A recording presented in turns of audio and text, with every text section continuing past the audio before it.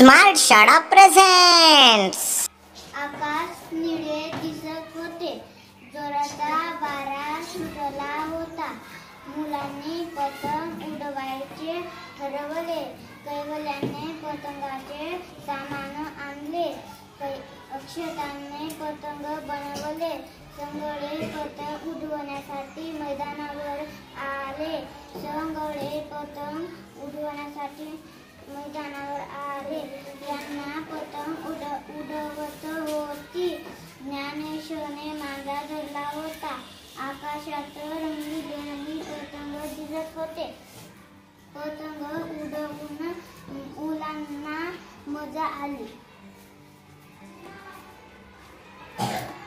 मित्रहो, व्हिडिओ बघितल्याबद्दल धन्यवाद। कृपया लाईक करा, शेअर करा, कमेंट्स करा आणि चॅनलला प्लीज सबस्क्राईब करा। थँक्यू।